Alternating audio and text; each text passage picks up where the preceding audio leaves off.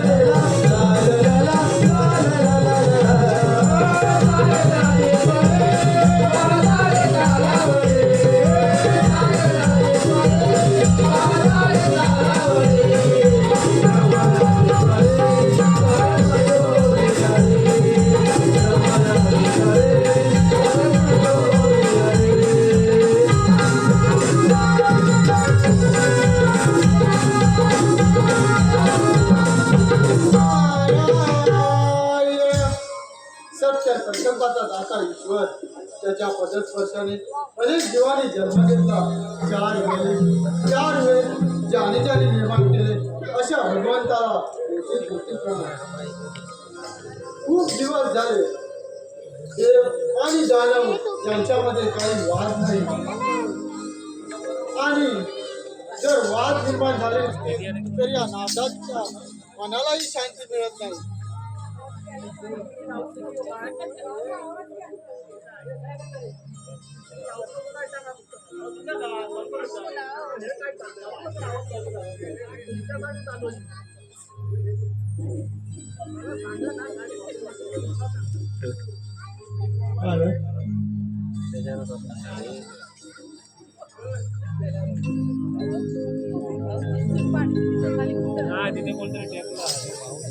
श्रवणा तुम्हाला आग्रही आहे, काढण्याचा काही प्रयत्न करू नका,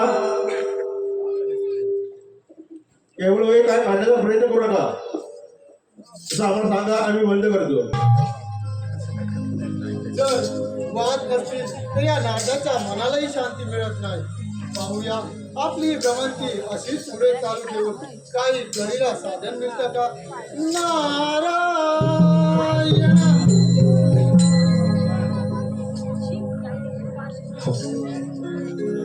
ब्रह्मपुत्र मी नारायण फिरतो तिन्ही थाल, ब्रह्मपुत्र मी नारायण.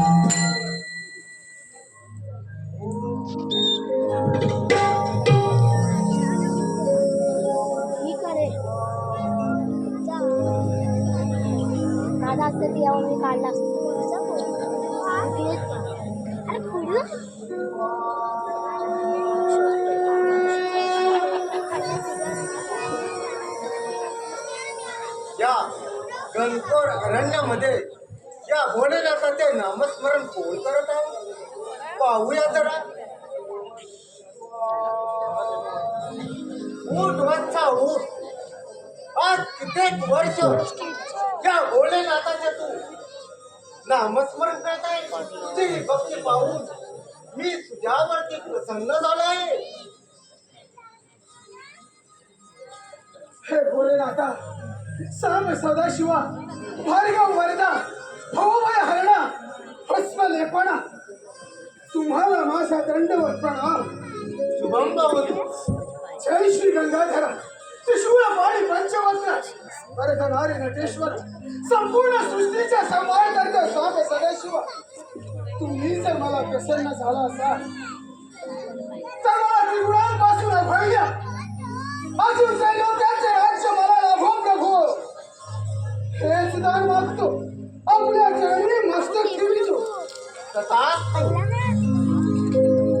धूम्रवर्णा, देव आणि दानव आणि मानव यापासून तुला कधी मरण येणार नाही. पण एक लक्षात ठेव, स्त्री सुखाच्या आहारी गेलास तर तू शक्तिहीन होशील.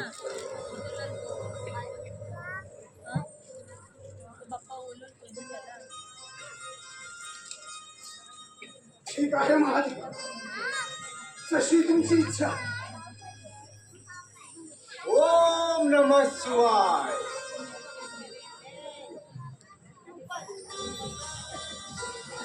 धूम्रवर्णा, हे शिवशास्त्र घे आणि सुखाने राज्य कर.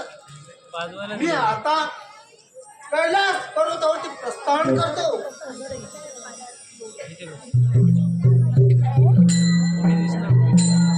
अरे इथे बसलास की दिसणार मांडीवर नको मांडीवर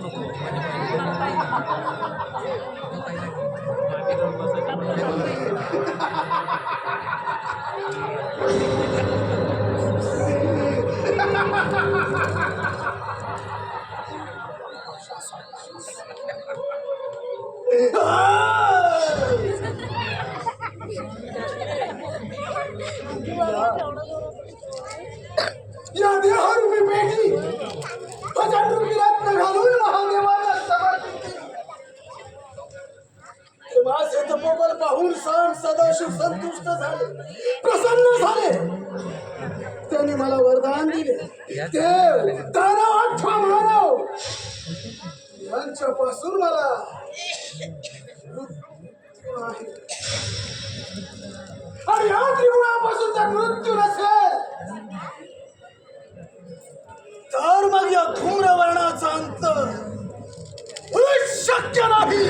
नारायण नारायण भक्त तुझा मी तू कैवारी पूजितो तुझ मी आठा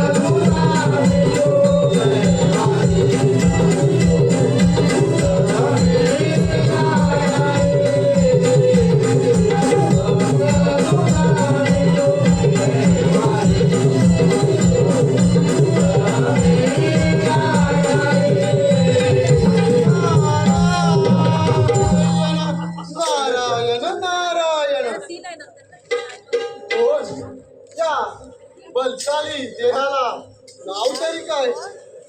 नारद मुनी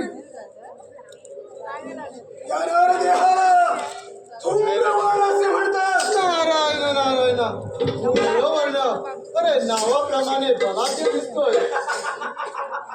अरे पण एवढा लालबुंद चेहरा घेऊन कुठे बरं चालला आहेस? नारद मुनी हा चेहरा आनंदाने आणि तितक्याच क्रोधाने लालबुंद झालाय. नारायण नारायण म्हणजे मी समजलं नाही. आनंदाची व्याख्या तुम्हाला काय कळणार नारद मुनी? अहो याची देही याची डोळा मी सगुण साकार भगवंत देखील नारायण लक्षणासागरी लावून त्रिसंगम ऐक्य केले. शिव शिवाशी जोडला अशी महादेवांची महादेव तपश्चर्या केली आणि ते माझे तपोबल पाहून सन सदाशिव संतुष्ट झाले, प्रसन्न झाले. त्यांनी मला वरदान दिले. देव दानव अथवा मानव यांच्यापासून माझा मृत्यू नाही. म्हणजे तुम्ही अमरदान प्राप्त होतात. नारायण नारायण. अरे धूम्रवर्णा एक मात्र ध्यानात ठेव. या पृथ्वी तलावर ज्याने ज्याने जन्म घेतलाय त्याचा अंत हा निश्चित असतो. अरे धूम्रवर्णा एवढा क्रोधीमान होऊ नको. नारद मुनी अमरणात राहिले असता उगाच त्याची चिंता का? ऐका आज जर याला धूम्रवर्णानं ठरवलं तर समस्त त्रिभुवनाचा राज होऊ शकतो. अरे शक्य नाही होणारच. ठीक आहे मग पाहतोच काय जाऊन त्या लिंगावर स्वारी करून तर पहा. बस महादेवांच्या वराची प्रचिती म्हणजे पृथ्वी आणि पाताळ जिंकून पहिली स्वारी अमरावतीवर देवेंद्राची अमरावती काबीज करून तिथं आपली संत प्रस्थापित करणं पहिला मनसुबा करून देवेंद्र सिंहासनी विराजमान होणार हा धूम्रवर्ण. देवेंद्र सांभाळ तुझी अमरावती.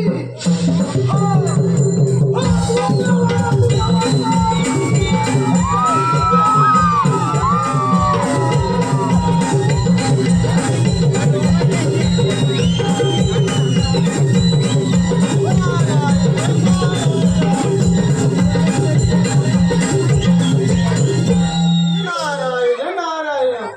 अरे वा त्या नारदाला काहीतरी कळीचं साधन मिळालंच तर देव आणि दानव यांच्यामध्ये पुन्हा एकदा वाद निर्माण झाले.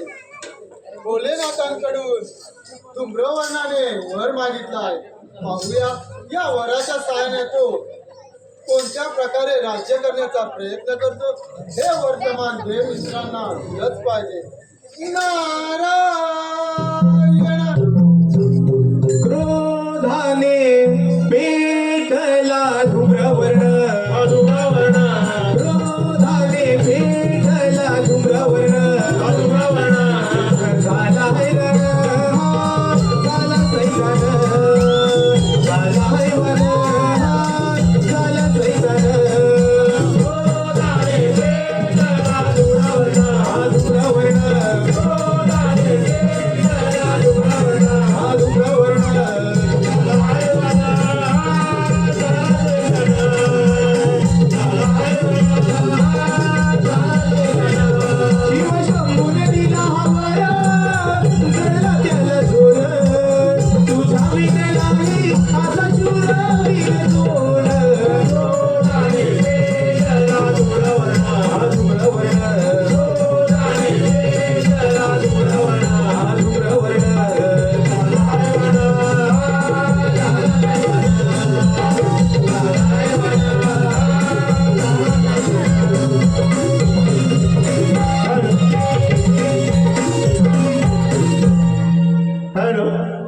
रसिकाच्या